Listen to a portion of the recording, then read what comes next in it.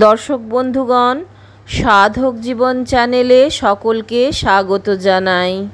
জয়গুরু জয়গুরু জয়গুরু। আজকে ঠাকুর নিগমানন্দের ব্রহ্মচর্য সাধন বইটি থেকে স্বয়ংকৃত্য সম্পর্কে ঠাকুরের কিছু উপদেশবাণী। দিবসীয় কার্যের অবসানে কিছুক্ষণ আত্মচিন্তা ও নিত্যানিত্য বিচার করিতে হইবে। জন্মাবধি এ পর্যন্ত এই জগতে আমি বিস্তর ক্লেশ ভোগ করিয়াছি। আমার সমগ্র জীবনই ক্লেশময়।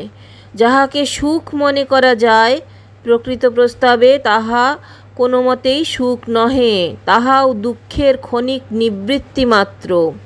আহার করিয়া আমরা সুখ লাভ করিতে পারি না, ক্ষুধা ব্যাধি হইতে ক্ষণিক নিবৃত্তি লাভ করি মাত্র। ফলত ঔষধ সেবনে সুখ নাই, ব্যাধি যন্ত্রণা হইতে কিছুক্ষণ নিষ্কৃতি লাভ করি মাত্র। সাংসারিক যাবতীয় সুখই এইরূপ অশেষ ক্লেশের ক্ষণিক নিবৃত্তি মাত্র। জন্মাবধি মৃত্যু আমাকে যেন আকর্ষণ করিতেছে, মরিতেই হইবে এ বিষয়ে সংশয় নাই। তথাপি আমি ঘোর মায়াবশে এই সংসারকে চিরস্থির মনে করি এবং কখনো স্বীয় মৃত্যু চিন্তা করি না। অথচ আমি মৃত্যু ভয়ে সতত ভীত। প্রতিদিনই আমার আয়ুক্ষয় হইতেছে। না জানি সেই মৃত্যু সময়ে কত যন্ত্রণাই পাইব। এই তো দিবাবসান হইল, সূর্যদেব অস্তাগমন করিলেন।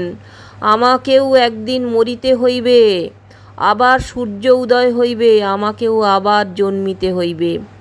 কালের তো অন্ত নাই। এই অনন্তকাল কি আমি কেবল অশেষ ক্লেশ ভোগ করিয়া এই জগতে জন্মিব এবং মরিব? এই অনন্ত ক্লেশ প্রবাহের কি নিবৃত্তি হইবে না? এই ক্লেশ মুক্তির কি উপায় নাই?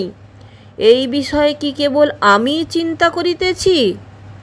না, অনাদিকাল হইতে কত মহাত্মা চিন্তা করিয়াছেন, কত মহাত্মা মহাজন এই ক্লেশ প্রবাহ হইতে নিষ্কৃতি লাভের পন্থাও নির্দেশ করিয়াছেন।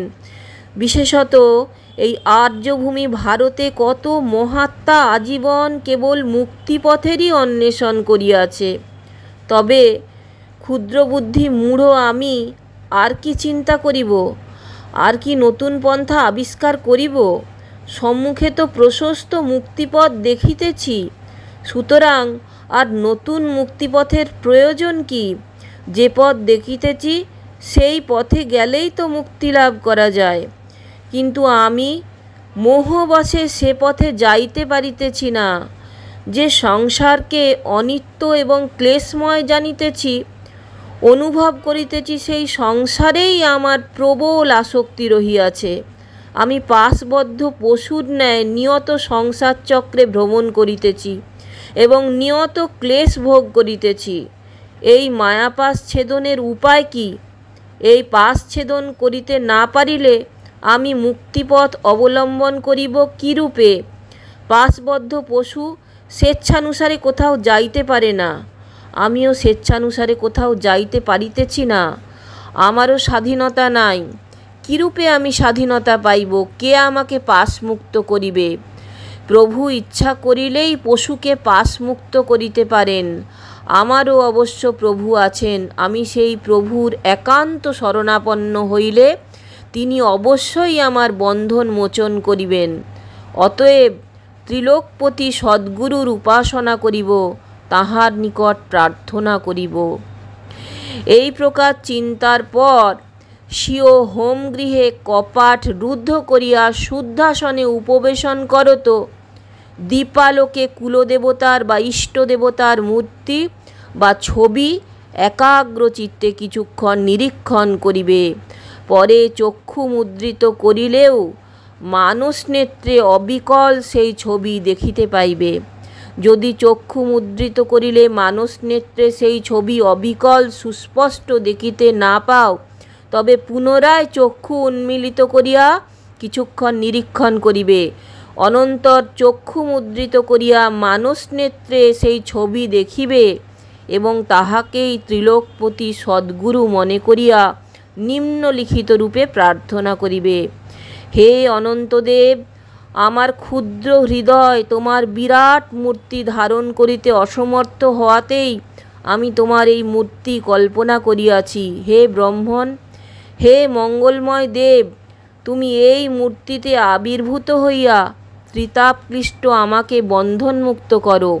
হে সৃষ্টি স্থিতি প্রলয়কারী প্রণবরূপী ভগবান, হে সত্যস্বরূপ গুরুদেব, তুমি আমার মোহপাশ ছেদন করো।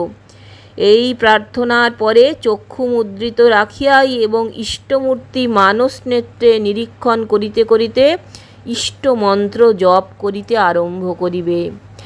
একাসনে বসিয়া অনূন 1008 বার মন্ত্র জপ করিতে হইবে।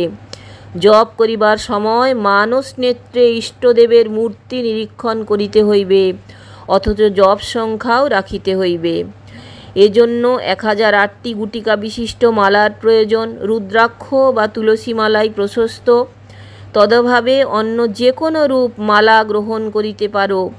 জপ করিবার সময় দন্ত চাপিয়া রাখিবে, ওষ্ঠাদা সম্মিলিত রাখিবে, জিহ্বাও স্থির রাখিবে। কেবল জিহ্বামূল ও কণ্ঠনালীর সাহায্যে মন্ত্র জপ করিবে। হোমের সময়ও এইরূপ জপ করিতে হইবে। দিবাভাগে সাংসারিক কার্যের অবসরেও জপ করিবে, কিন্তু সেই সময় জপ সংখ্যা রাখিবার প্রয়োজন নাই।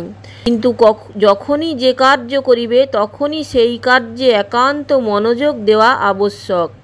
অতএব অবসর পাইলেই জপ করিবে, কিন্তু রাত্রিতে যখন জপ করিবে তখন সাংসারিক কাজের চিন্তা করিবে না, একথা বলাই বাহুল্য। জয় গুরু, জয় গুরু, জয় গুরু। দর্শক বন্ধুগণ, যদি ভালো লাগে তাহলে অবশ্যই চ্যানেলটা একটা লাইক শেয়ার সাবস্ক্রাইব করার রইল। সকলকে অজস্র ধন্যবাদ আমার চ্যানেলে আসার জন্য। সকলকে নমস্কার। জয় গুরু, জয় গুরু, জয় গুরু।